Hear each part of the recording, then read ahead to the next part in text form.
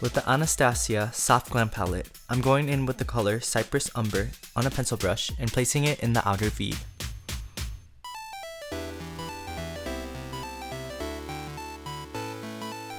Also apply it on your lash line. With circular motions, blend with the fluffy brush. If you want a more dramatic look, pick up more of the shadow on the fluffy brush to intensify the color.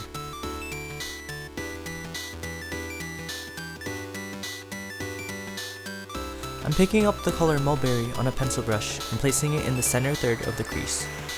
Blend with the fluffy brush. I'm picking up the color Sienna on that fluffy brush and placing it in the rest of the crease. I actually wanted this look to be somewhat natural, that's why I used the brown instead of the black in the outer V, but that didn't happen. Picking up the color Bronze with my ring finger, I'm placing this all over the lid. I forgot to say I prime my lids with the P. Louise base in number 3. I'm not that good of a YouTuber, dang. With some shimmers you can tap over the outer V and it'll blend it nicely together, but this one's a little too pigmented for that. So I'm gonna go back in with the dark brown on my pencil brush, and then intensifying that color once again with more shadow on the fluffy brush.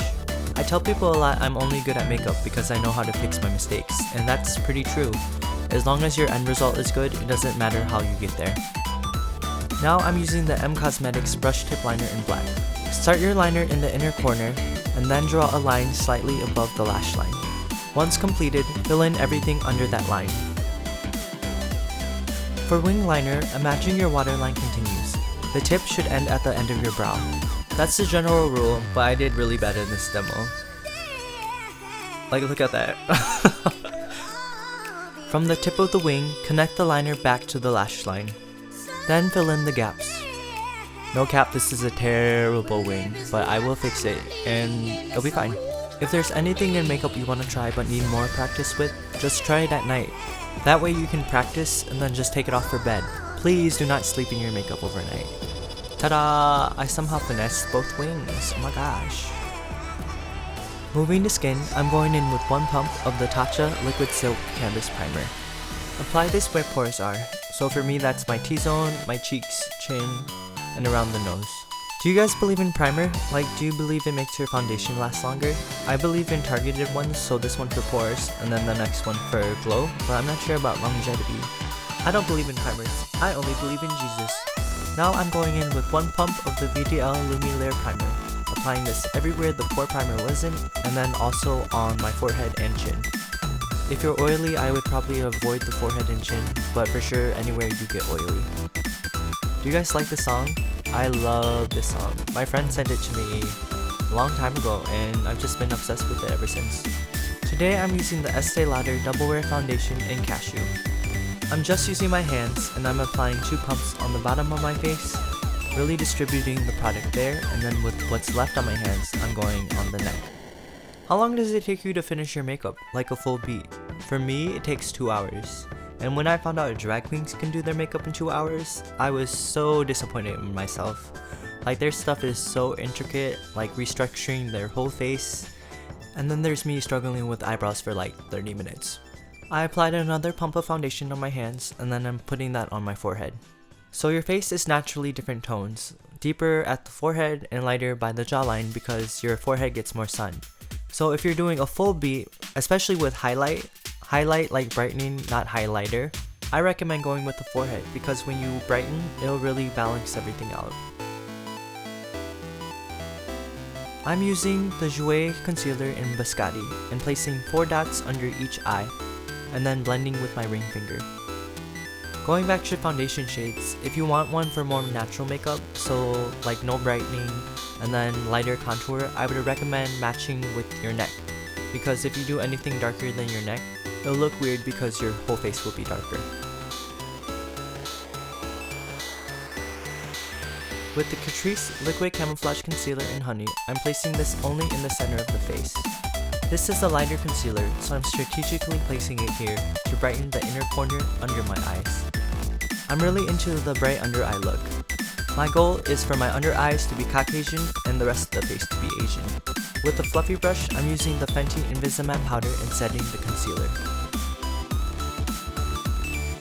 I'm also applying it around the nose, in the smile lines, and on the sides of the mouth just to control shine. So in real time, I completely forgot this step, but I don't want you guys to forget, so set your concealer right after. Now I'm using the Fenty Matchstick in Espresso, swiping it twice on the back of my hand and picking up with the fan brush. Now I'm sucking in my cheeks to see where the shadow naturally is and placing the contour right there.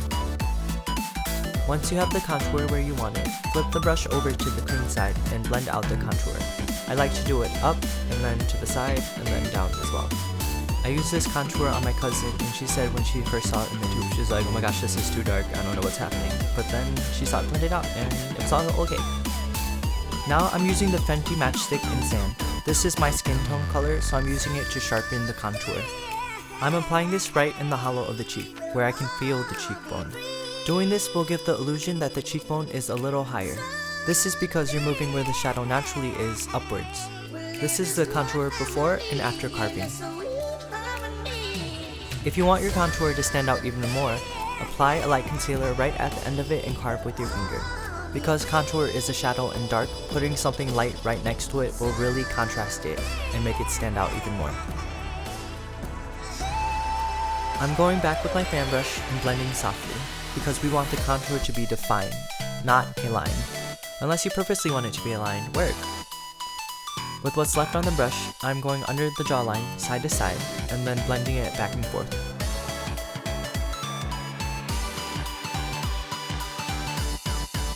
Now on top of the jaw, I'm going from the corner of my ear towards my chin. This step is optional, I just do it to make my jawline look softer and slimmer.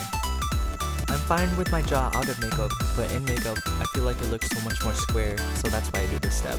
Like if I didn't do it, people would be like, who is this Minecraft looking? Swiping the contour on my wrists again, just once this time. I'm contouring the forehead with the fan brush again. It's really important to blend this into your hairline, because if you don't, it can be like a white line and then the contour. I'm also putting the contour on my temples. Specifically because I want my cheekbones to appear rounder, I'm just rounding them off at the top. For me, highlighter can make my face look wide, so this kinda combats that. Now I'm gonna set the whole face with Pat Tricks powder by MAC. Here I'm showing all the powder I use. I personally don't use that much.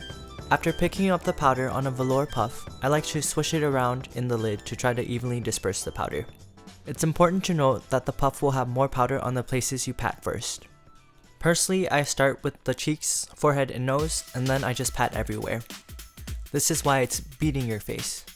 And if you're curious what setting powder does, it sets your foundation so it doesn't slip around as much, but it also fills in your pores. Part of the reason I do less powder is if you do too much, your makeup can really look cakey. You can always add more powder too, so I would recommend going in with less first and adding more as you need it. Now I'm sweeping off excess powder with a brush. If you're curious why I don't bake, Sir John, Beyonce's makeup artist, says it can really age you because it's just too heavy. And if he says something, I'm gonna do it. With a brightening powder, brighten under the eyes. Really focus in the inner corner. The brand of the powder I'm using right now is kind of problematic, so I'm really looking for a new brightening powder right now. If you have any, please recommend it to me. It also has like a blurring property to it, so I would like that as well. I'm also brightening on my forehead and then chin. For a reverse contour effect, I'm also applying on the sides of my nose. If something you have becomes problematic, I think it's best just to use it up, because if you throw it away, you're just wasting your money, and it's pretty wasteful. But if you feel uncomfortable using it, you can always just sell it or give it to somebody who will use it. But if you can return it, I would, so you don't support the brand with your money. Now I'm using the matte blush in taupe for contour. If you use an angled contour brush, do not go back and forth. Instead, go in one direction, pick up, and start from the beginning again. Contour brushes just aren't designed to do that, so going back will make a patch. I do think if you turn the brush to the round part, you can blend in circular motions to blend out the contour though, and it won't patch. I'm now going on the forehead and will also round out the cheekbones. Put the powder contour where the cream contour was to intensify it. If you're wondering why I do this step, later I'll buff everything with a finishing powder, so making it more intense now will kinda compromise it, so it'll still be natural but defined. Going back with the light powder, I'm going under the cheekbone to contrast it again to make the contour stand out.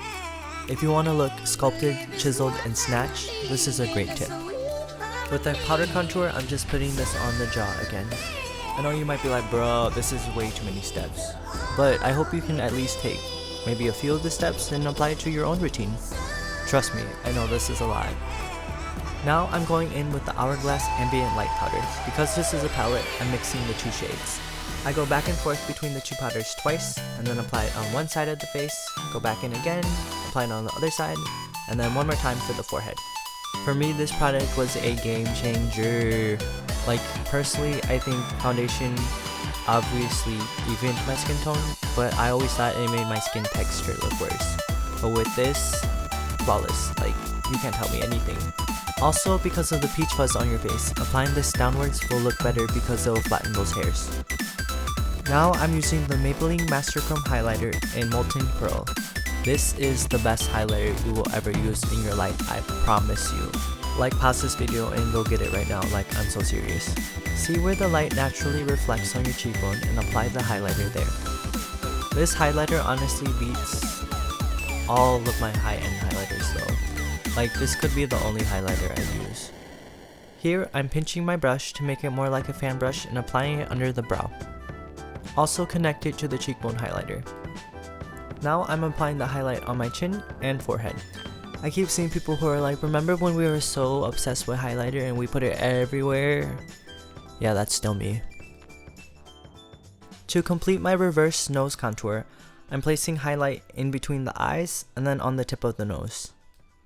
Reverse contour works again because of contrast, but instead of contrasting with a contour color, you're contrasting with your skin tone. I'm using the LA Girl setting spray and spraying it once on each side to melt the highlight into the skin, so we can apply more highlighter on top. Oh my gosh, I forgot something though. Place highlighter on your cupid's bow with your ring finger. Honestly, I was just forgetting so many things this day. I don't know what was up. Go over the cheekbone highlighter once more. If you try to do this step without the setting spray before, it doesn't really work because you can only build the powder so much on top of itself. Now I'm using the Cover FX blush in Pink Dahlia.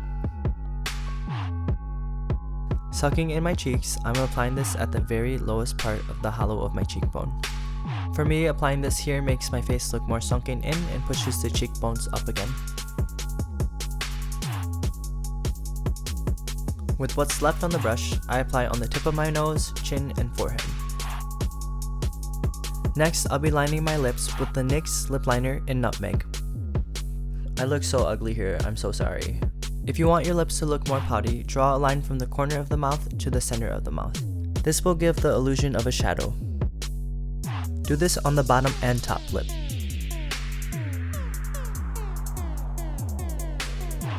Also round out the point in your cupid's bow.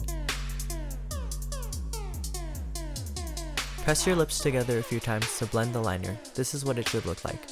Now I'm going in with the NYX Butter Gloss in Praline, and just applying this all over the lip, even over the lip liner. This works with this gloss because it's not full coverage, so you can still see through it. Going in with that dark brown color again, I'm just smoking out the lash line with a fluffy brush.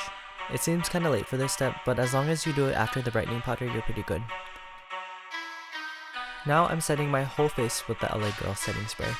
This setting spray I use specifically to melt all the powders. To make my makeup last longer, I will use the Ben Nye Final Seal.